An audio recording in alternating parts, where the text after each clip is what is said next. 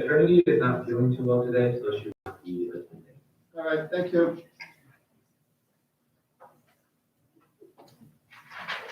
Okay. Good? Yes. I'd like to bring this meeting to order. First, let's stand for the pledge. I pledge allegiance to the flag of the United States of America, to the republic for which it stands, one nation, under God, indivisible, with liberty and justice for all.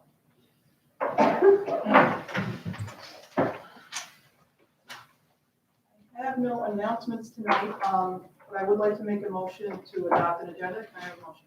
Todd is first, Bob is second. All in favor? Motion is carried. Okay, so we can start tonight. I'm going to let Grace go first on the reports if she has any. Yeah, just two quick things. I just want to say that I saw the new tech wing over the weekend, and it's beautiful. So I can't wait to see. I can't wait for that to open. So we can use it. I'm very excited about that. And then I also just wanted to mention the Festival of the Arts. I've been working a lot with the National Art Honor Society. I know every person in there has at least one submission. As well as Senate.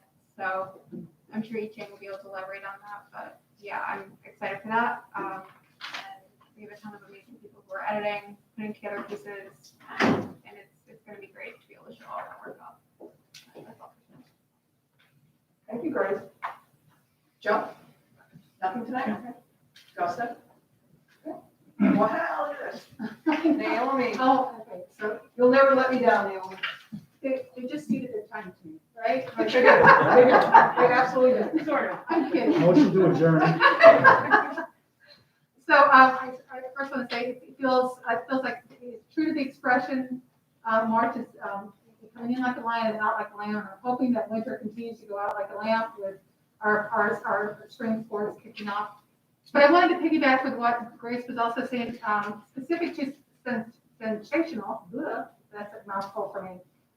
This is our 10 years, officially our 10 years. We didn't, technically, I guess last year would have been, although I know there's some arguments over that. But this year is our 10 years of celebrating Sensational. It's the entire month, and it will be showcasing what Grace just mentioned about the Festival of the Arts at the high school. Lindsay sent out a CIS yesterday that I see that as officially the kickoff for the district. And on that CIS, there's a link to the website of Sensational. And if you go to that website, it talks about the Windows and Mirrors, the World Village, the World Language Festival, the Festival of the Arts at the high school, and a book discussion group. It's really it's packed with really good information. The website also showcases what the Diversity, Equity, Inclusivity Committee has been doing. And it talks about its objectives, what its plans for current and for the future. And I also wanted to say that we have a 3-day seminar, 3-day training coming up that spans between April and May, and the board members also that are on the committee are going to be attending each of those sessions. So lots going on with that. I think it's exciting. There will be information going up, and I believe on March 20th we'll have a guest speaker. And I don't know if Dr. Robinson wants to talk about that later, so I won't say anything. And the other thing that I think is pretty exciting is that March is the music month. We're showcasing every Friday work from our Shen Wind Ensemble, the Chamber Orchestra, the East Foliers, East Jazz Ensemble, and our West Band. So I wanted to definitely mention all that. It's an exciting month, lots going on, and also spring is here, it's coming. So that's all for me. Thank you. Thanks, Naomi. Jason, do you have anything tonight? Okay. Todd? Couple comments. We're going to talk about it. We're going to vote on the Chengo bike rack donation. That was nice. They were all thrilled about that. Happy to see fall sports about to start. Fall two. Fall 2 is supposed to start. And then just a couple comments, and I'll make them during the claims audit report. All good stuff. Thank you, Todd. Bob? I'm next a couple of what I call governance milestones. One of them national, will probably be for today or tomorrow. President will sign the COVID 1.9 trillion relief act. And this changes things finally, where there will be quite a bit of money and funding coming forward. We've been through a period of probably a year plus where it's very constricted. This brings to me some of the classes I took when I got a degree in public administration. And what was very clear is that when there's a lot of money, government money being made available, it quickly creates a mindset of what they call pigs at the trough. And I don't mean to mean what people are doing, but you have to be very careful. There will be various stakeholders outside of education that expect money. There will be a mindset that you have to spend it now or lose it. Really, this is the time to sit down and talk to, definitely Dr. Robinson, leaders in education, and figure out how you spend the money smartly and spend it strategically so that you can, as a district, service the true need. I think the conversations we want to have at the table involve what do we really need to do and separate out what people may want to do. What's really needed, what's broken, where can we really accelerate reimagining education. So that line's getting crossed once the president signs it, and a lot of things are going to come to the fore. And I think that's a key point that, and we are scheduling some virtual lobbying with at least 3 members of the assembly coming up. I encourage everybody to attend because that's the point. And I think we're probably due to develop some talking points, but really spending strategically, spending smartly. We've seen examples with other districts in the capital region where they had to cancel programs. Great idea 2 or 3 years ago to have a program that hired people, brought people in, but then you had to cancel it because you lost the money. What you've done is you've set an expectation that the organization can't invest wisely. And I think what we've always done here is we've invested wisely, people, time, and programs. We often will try things out. For example, when we went to block scheduling, we brought in a consultant, an expert that we vetted to show us what we don't know. And that kind of brings me to the next point, which is another point of governance, because we are going to vote on a consultant that we brought in, as Mrs. Hoffman mentioned, to assist us with eradicating racism, assist us to ensure that we bring forward and continue and sustain social justice in our programs here. So that's the second thing. We're going to be doing that. We're voting on that today with this consultant, Natalie McKee, she's in the document. And the third thing we're crossing over, or the third critical milestone, is that we're also going to be voting on the SPAC reservation. And that's a sign of, we are planning to graduate on a specific date. We're reserving the space. That's about as far as we can go right now in terms of something for the community, but we are crossing that milestone as well. So it's an interesting meeting. Not a lot of presentations that we typically have, but a lot of things that we're taking action that will unfold on us, as I mentioned in person. So thank you. Thanks, Bob.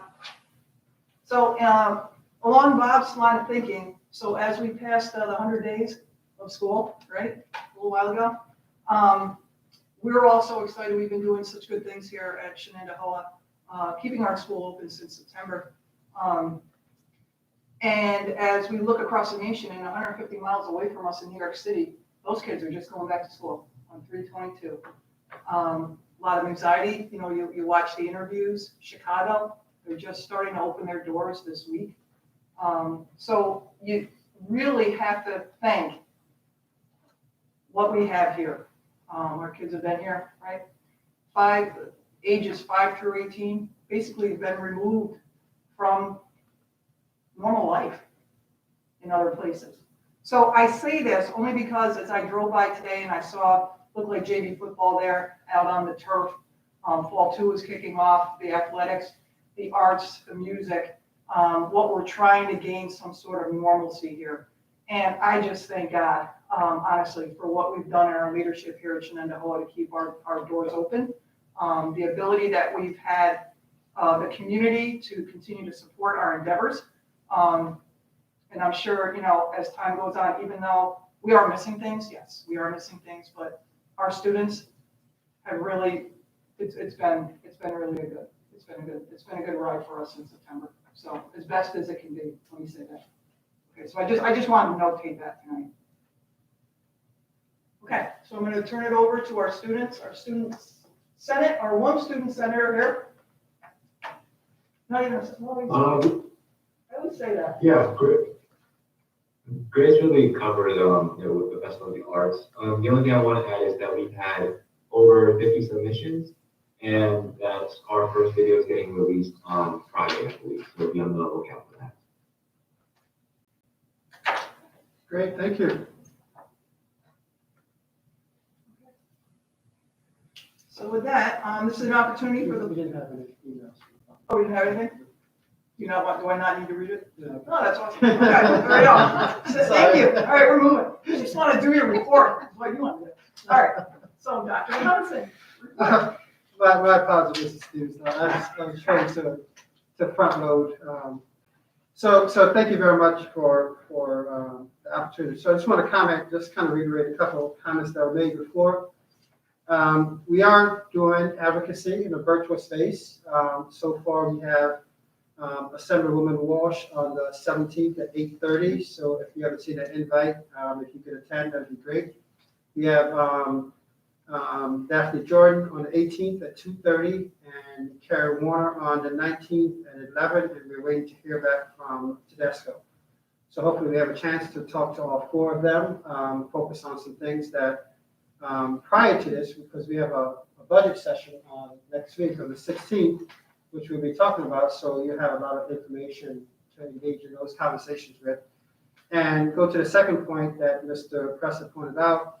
We're all watching the federal landscape to see what happens. With funding at the federal level and also then the advocacy. I think our advocacy will be what happens to funds when they come into New York State and how those funds filter down to local school districts. So hopefully we get some inside information, knowledge on that, and be much more prepared to advocate straight line with our representative when we meet with them on the 17th, 18th, and 19th. So it's one piece I want to point out to the board. Second piece, again, was mentioned about we're in the process of planning forward, hopefully the next couple of weeks here. Dedication ceremony for the tech wing. We're just trying to get some dates in terms of when the contractors will give us substantial completion. So Lindsay Valente, our new public information person, I'm still going to call her new until like 3 or 4 months, and then she'll completely become official. And Kathy Chase and some other folks, they're working on logistics for that. So with the board, who knows, maybe even by Friday, we have some more updated information to share with the board in terms of what we're doing with that piece of it. Diverse or sensational, we're pretty excited about, and I'll send the link again to the board so you have that right at your fingertips. And that'll be coming out a few times. We're going to send it out a few times so it doesn't get buried in people's email because it's a pretty exciting piece. And that's a work in progress. It's something that's not only going to transition over the course of the month of March. We're planning to do some events in April and May as well, and not having it be just a one and done type thing. So a lot of folks committed to that. When I said a lot of good work, a lot of people excited about the work, and a lot of the work also is a spin-off of a lot of work of the Equity and Diversity Inclusion Committee. So this is really growing as well.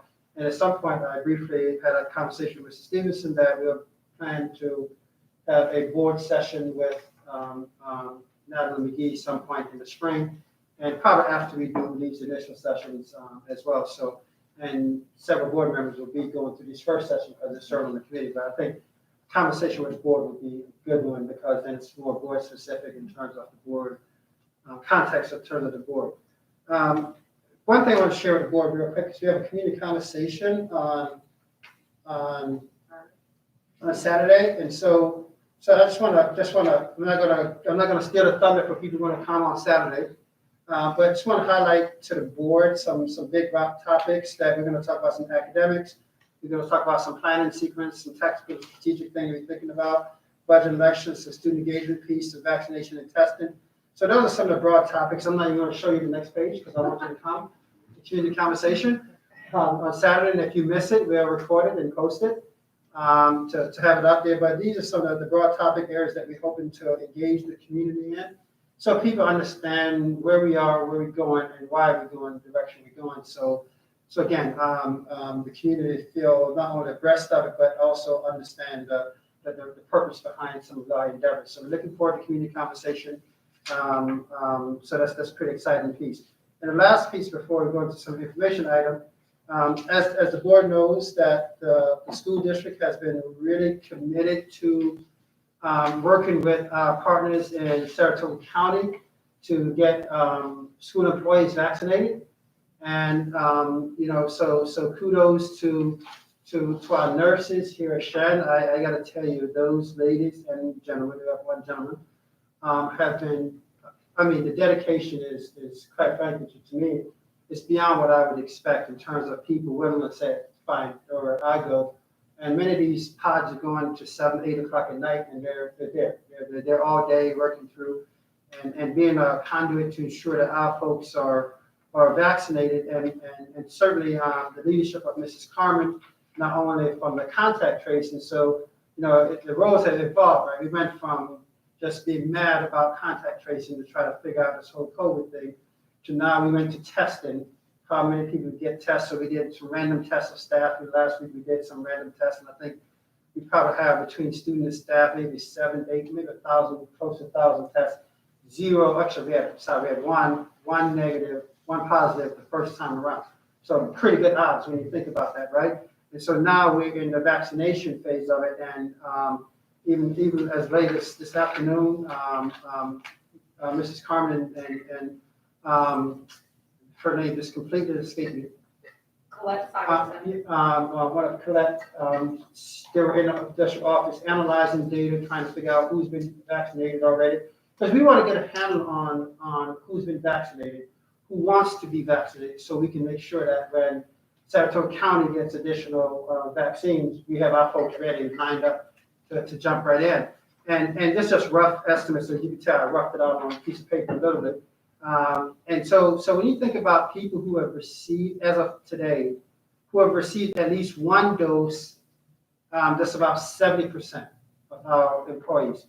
People who have received one dose and are scheduled to get their first, that's now we bump up to 75%. And we're still unpacking the data right now to see, because it's a work in progress. So as I sit here in beginning of March, I can say, considering that there's a wait period right between first dose and second dose, that by the end of April, we should be reporting back probably 85% and 90% of our employees have been vaccinated. So, and I think it's important. I think it's important for you as a board to know. I think it's important for our community to know, because we know that as we get to a critical mass, it affords us opportunity to relax some of the restrictions, and with those relaxed restrictions, opportunity to do more. Heard comments about sports, comments about the arts, and as we have more of that, we could do more. So this is part of our big push to put COVID in the rearview mirror, and so we were working very close to that. So I'm pleased with the progress, and the data shows, and yes, we'll have a handful. I'm sure we're going to have a small handful of folks who are going to say, I'm not going to get vaccinated. It's not a mandatory piece of it. But I got to tell you, here at Shen, based upon just what we're looking at right now, we're talking about a small handful of folks that's probably going to say, I'm not going to be vaccinated. And we'll see what the future brings when it comes to that, because people have reservations for different reasons.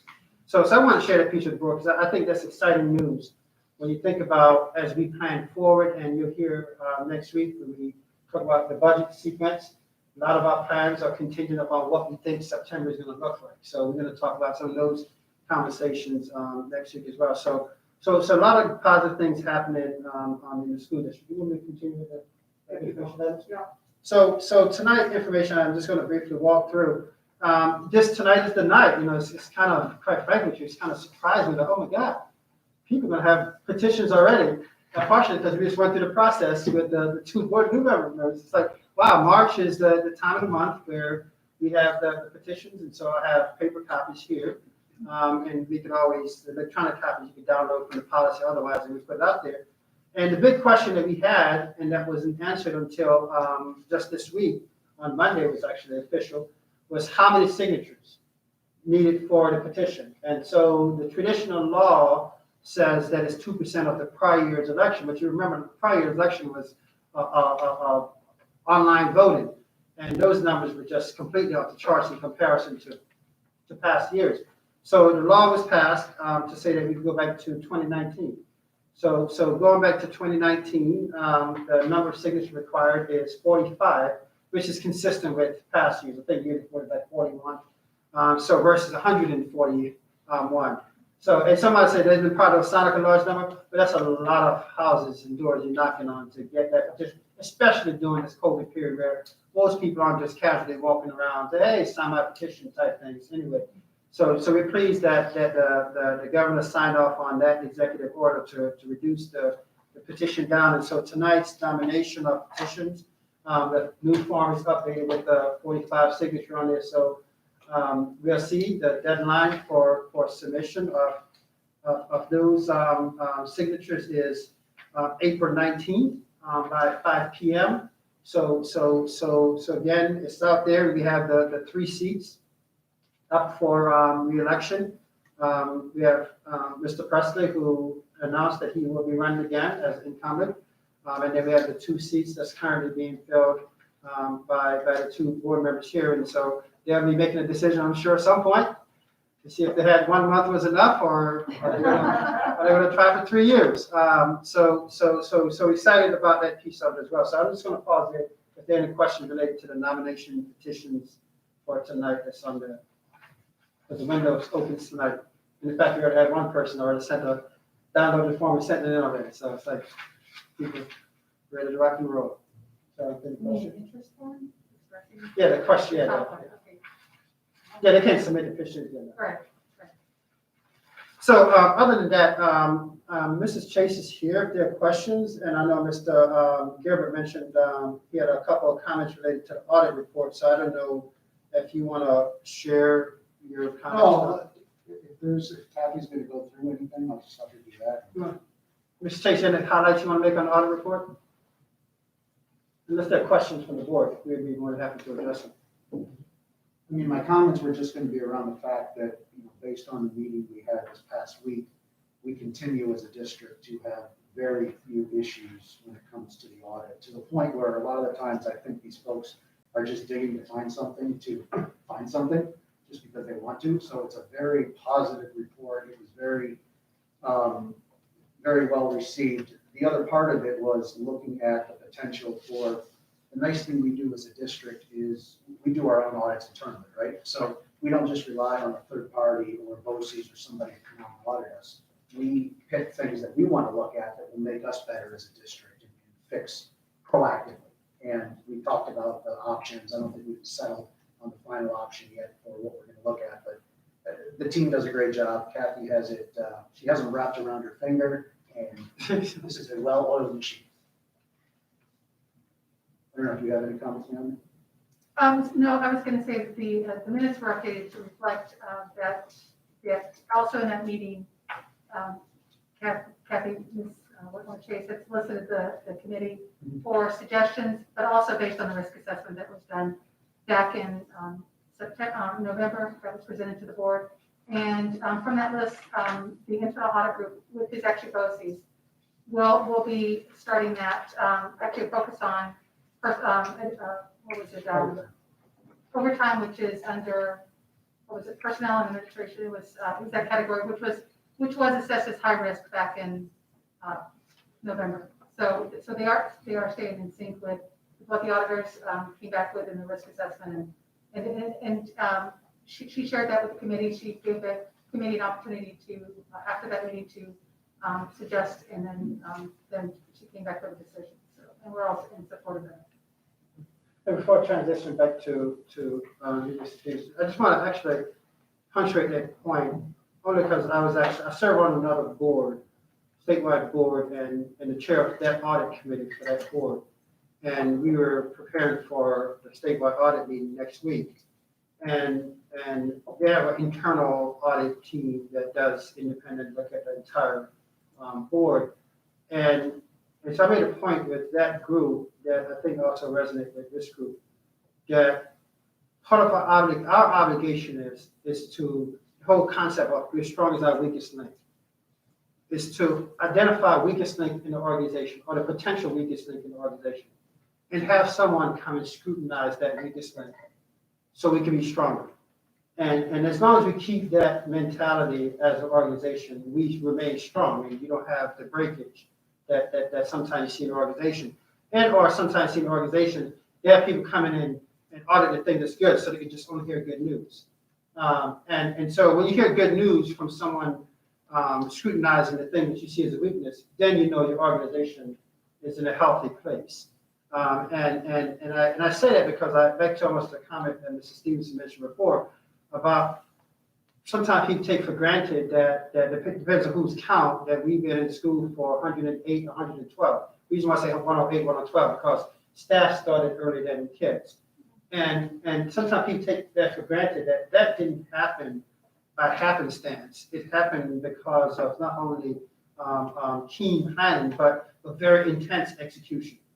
And I think as a system that speaks to, we're always trying to figure out where's our weak point and how do we strengthen that all the time so that our system overall remains strong and we can deal with some of the adversities that we deal with, be it the COVID or even as we gear up for the fiscal adversities. And if the federal funds come in place, we're not planning to use federal funds all at once. We're planning to use federal funds, any funds, in a very strategic way over multiple years so we can stay strong, fiscally strong as a school system. So I just want to emphasize those points because we can't take the fact that, the claims audit report is on the agenda and the board is good with it. The board is good with it because we have processes in place so that the board can in fact be good with it.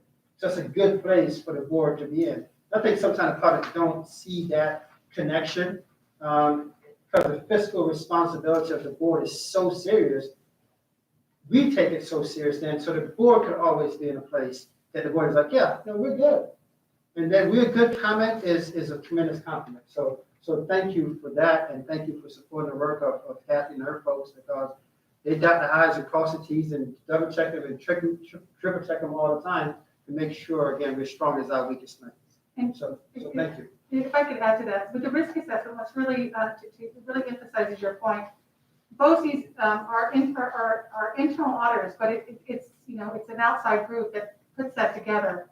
And so even though we are selecting from that list, we are basing it on where they've identified the highest risk. And so I do agree with that. And I meant to say peril but it's over time, and it does make sense. And it's going to be pre and post COVID. It's going to lap over. The scope's going to include, I believe, through December of this school year too. So it's we're going to get a good check on how things are going. Thank you for that, President. Okay, so first reading of policies comes the birthday girl. Still, you still celebrating. Good evening. I do want to note there's an error in the memo, and I apologize. It should read that the following policies are from February's policy review meeting. So I apologize for that. So these are being presented for first reading tonight. Is there any questions regarding any of those? All right. Thank you. Okay, moving on to consent items, treasurer's report. Can I get a motion? Todd is first, Gus is second. Any comments or questions? All in favor? Motion passes.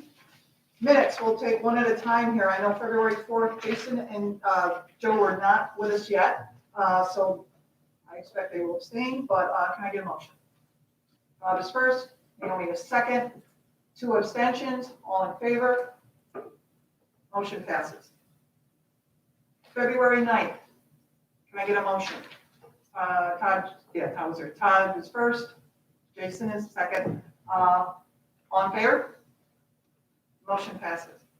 February 23rd, Todd was absent, so abstained. Can I get a motion? Joe is first, Gus is second.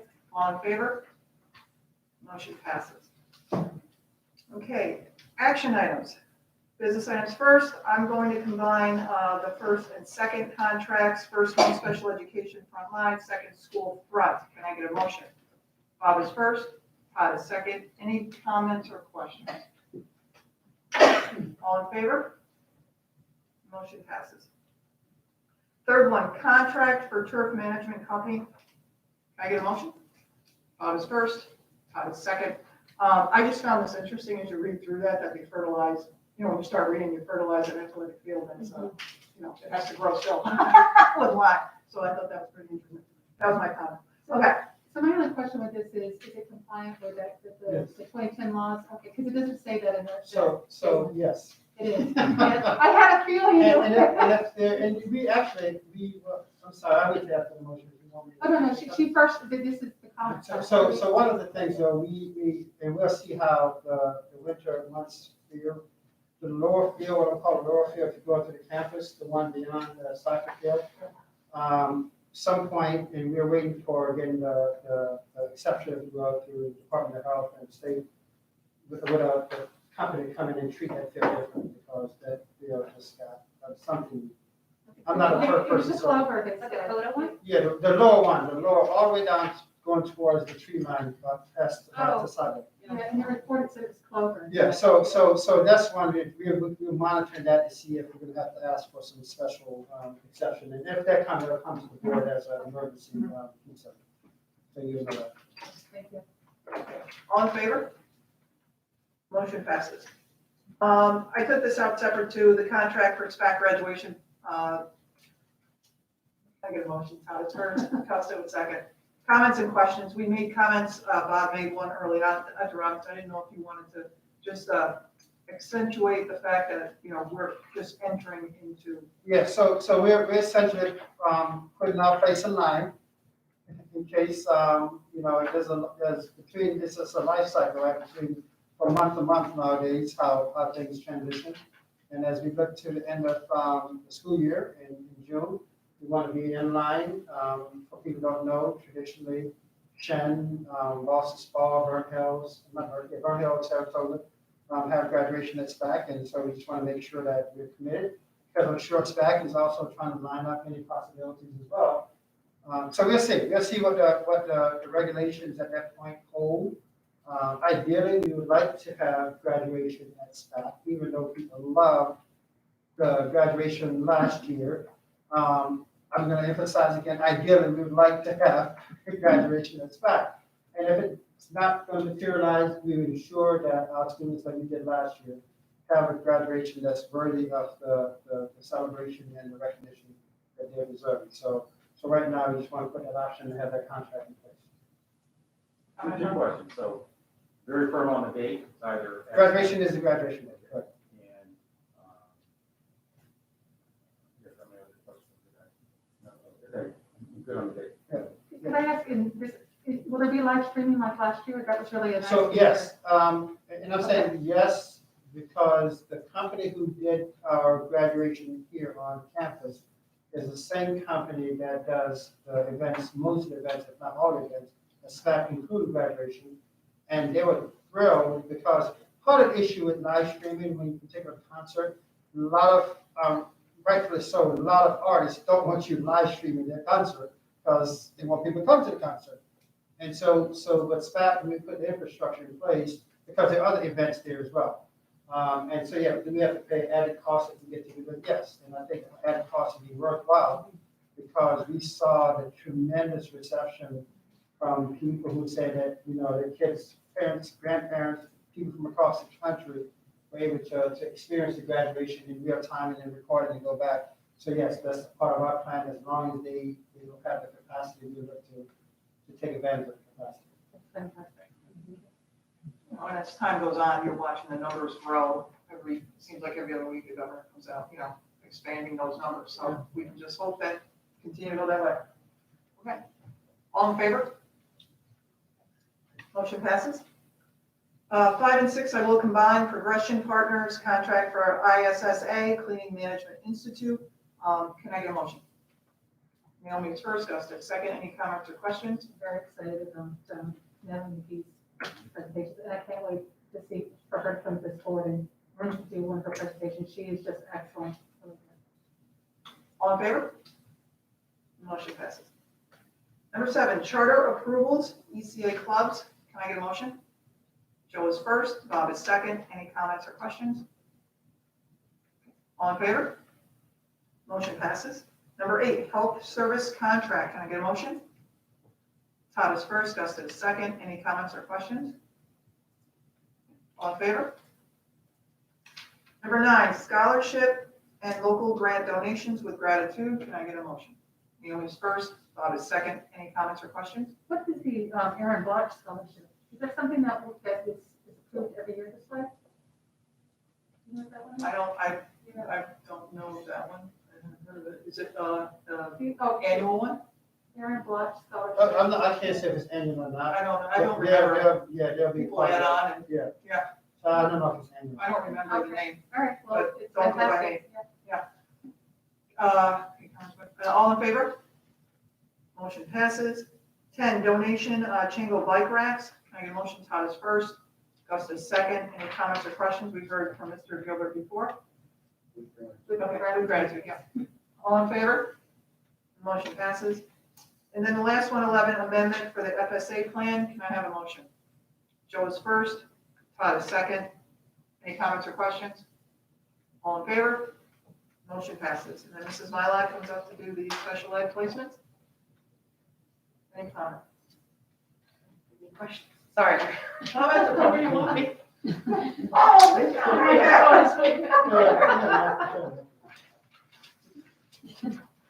Any questions on the recommendations? I don't hear any. None. Okay. Can I have a motion? Naomi's first, Bob is second. All in favor? Motion passes. And then Mrs. Bush, I'm sure she can, she's right there, her staffing recommendations. Yes, good evening. There are a few retirements that I'd like to acknowledge this evening. Kathleen Becker is retiring after 27 years in the transportation department as a bus driver. Lori Chisano retired after 23 years as a senior typist, currently at Shenendehowa. Wayne Erno retiring after 16 years as a cleaner. Elise Harrison Smith is retiring after 8 years, transportation bus driver. And Pamela Nacarado retired after 22 years, bus monitor in transportation. Any questions or comments for Mrs. Bush? Okay. First of all, as I always do, huge congratulations. Kathleen, Lori, Wayne, Lise, and Pam. Combined, it's a lot of years. So, can I get a motion? Gus is first, Jason is second. All in favor? Motion passes. And then for second reading, Mrs. Carmen's coming back up. If there's any questions for her. So the policy is being presented for second reading. Went to policy review in January, first reading in February. Most of these policies pertain to student health and welfare from a nursing perspective. Any questions? Thank you. Thank you. Can I get a motion? Gus is first, Jason is second. All in favor? Motion passes. And then I didn't get any emails. I don't know if Lindsay got anything. Okay, so we have nothing. We have no further public comments. For the good of the order, does anybody want to bring up anything? Bob? Yes, I filled out the survey from NISBA on the resolution survey. You should have received an email on that. No. I don't remember seeing that. Okay, I will circulate that email. If you share it, Yes, so for the benefit of our new board members, NISBA has a resolutions process. And at the convention held in October of every year, that's when we agree and vote on what are the key resolutions that the organization will lobby and fight for and advocate for. They don't last a year, they last 5 years. So things that the resolutions process has brought forward are meaningful because they find out that is the official NISBA position because NISBA has decided that as a group. Normally, Mr. Galalo over the years was doing that. He handed off to me last year, and I sort of run with it. But there are some points of advocacy that can be made. The survey has about 10 questions, and in those 10 questions, there are some things that I never thought would pertain to what a board would do, but it's somewhat thought-provoking, and that there are things that we really don't talk about that are out there that they're not super controversial, but they do make you realize that the organization needs to take a position on these or decide to be neutral. So I'll send that out. It's pretty self-explanatory. And the last few questions kind of talk about the process of whether you vote or not. None of them had the opportunity, but I'm sure in later years, you probably want to evaluate whether you want to do it or not, but it's a good opportunity to see what's happening within the state and whether, we want to take a stand, what direction we take. We have seen some things where we're different than other districts. I think that's important. And one of them is how we want to manage special education appeals. I think ours is a more practical approach. Other districts are taking a very partial approach on that. Go ahead. So is this for the start of the new ones, for the new cycle, or because we voted on the ones for the last cycle? It's not a new cycle of resolution. It's more like taking a pulse on the unusual advocacy topics that typically are not out there, that you don't read about in the paper, but you kind of scratch your head and go, maybe that does pertain to what I do. So my take on it is some deeper thinking has occurred, and I'm kind of saying, what do we do with these topics? Let's go run a survey to board members so board members can have their say. Did that answer your question? Okay. Thank you. And for Joe and Jason, so when it comes time, Bob actually did a great spreadsheet for us this year and walked through and was very detailed. And it wasn't just one session either. We talked about it over a few meetings, so. Going forward. Does anybody have anything else they want to talk about tonight? Ms. Davis, could I just mention that prior to the 16th board meeting, asked the board to do an executive session to provide an overview of CSEA negotiations. I mentioned it quite a bit to be fast. I just want to get on people's agenda, recognize people's calendar, they have to schedule to try to get here a little early. So we'll try to start at 6 and they'll have our labor attorney here to walk through our proposal to have negotiations start with CSEA, which will start the following Monday, 22nd. So I want to have a conversation with the board before we engage in that conversation. And this weekend, we kick off the virtual FLL Oh my tournament. goodness, Okay, the yes. second one that we've done, and it was quite monumental the last time. It's quite an undertaking to be able to do that. Well, the one that we did here at Shen was to prepare teams for what is about to happen. And we're gonna have another Rumble, probably mid-May. But I have to work with Amy Cohen, see what's possible. Very So exciting. yes. Thank you. So it is up. Yeah, it's up. It's ready. Okay, so with that, can I get a motion to adjourn? Naomi's first, Gus is second. All in favor? Meeting is ended. Thank you.